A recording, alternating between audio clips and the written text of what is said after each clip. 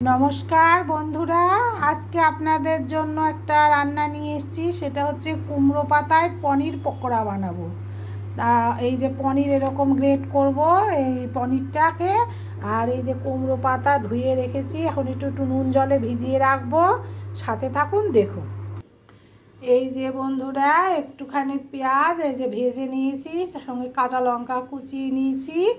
এইবার এই পনিরটাকে ম্যাশ করব।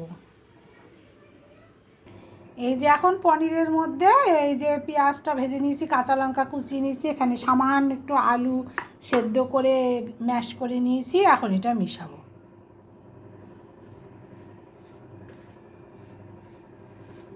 এর মধ্যে নুন দিয়েছি, কিন্তু দিব না, ওই হলুদ দেব না, কারণ পাতার মধ্যে থাকবে তো তো হলুদটা একটা গন্ধ লাগবে।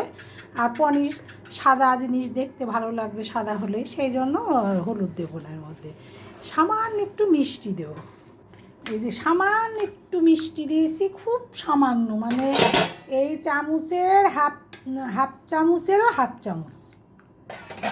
এবার এই যে ম্যারিনেট করে এখন এই কুমড়ো পাতার মধ্যে এই যে নুন জলে ভিজিয়ে রেখেছিলাম এটার মধ্যে শেক করব। এই যে বন্ধুরা, এই দেখুন, এই যে এই এই কুমড়ো পাতা দিয়ে পনিরের যে পকোড়া বানাবো, তার জন্য এই যে ব্যাটার তৈরি করে নিয়েছি। এর মধ্যে সামান্য একটু চালের গুঁড়ি দিয়েছি, একটু ডালের বাটা দিয়েছি, ছোলার ডাল বাটা, সঙ্গে একটু ময়দা দিয়ে এর মধ্যে একটু নুন, একটু হলুদ, একটু মিষ্টি দিয়ে এটাকে সুন্দর করে এই যে মেখে নিচ্ছি। সামান্য একটু তেল দেবো এর মধ্যে, যাতে জিনিসটা সুন্দরভাবে মেখে থাকে। মিক্স। এই যে এখন এইটা দিয়ে দিলাম, দিয়ে এটাকে সুন্দর করে মোড়াবো।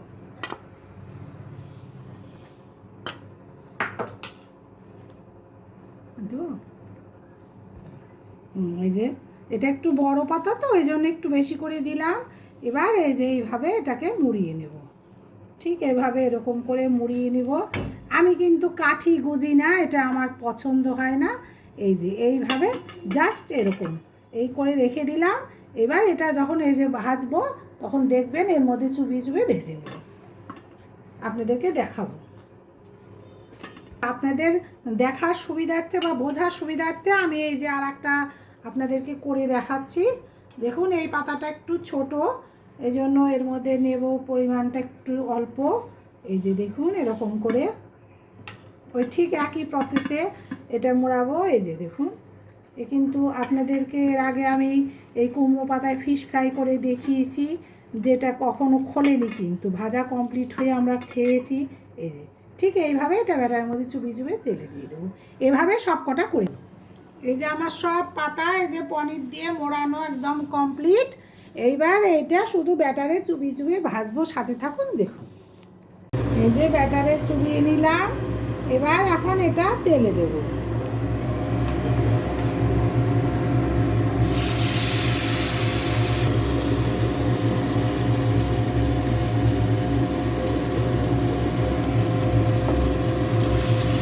ব্যাটারে আবার চুবিয়ে নিলাম।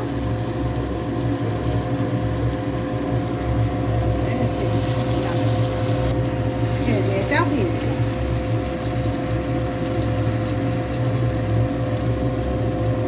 এই যে সব এই দেখুন উল্টে দিয়েছি। এবার এই পিঠটা হয়ে গেলে নিচের পিঠটা তুলে নেব। আমার এই যে কুমড়ো পাতার পনির ফ্রাই, একদম পনিরের পুর ভরে কুমড়ো পাতার ফ্রাই একদম কমপ্লিট। এবার সস দিয়ে এই যে এখন সার্ভ করব। তাহলে আজকের মতো সবাইকে বিদায় নিচ্ছি, টাটা। আর যদি ভালো লাগে লাইক ও শেয়ার কমেন্ট করবেন, নতুন ফলোয়ার হবেন, ইউটিউব থেকে দেখলে সাবস্ক্রাইব করবেন। আমার অনুরোধ থাকলো সবসময় আমার সাথে থাকবেন। আগামীকাল আমি আবার একটা নতুন রান্না নিয়ে আপনাদের সামনে হাজির হতে পারি। আজকের মতো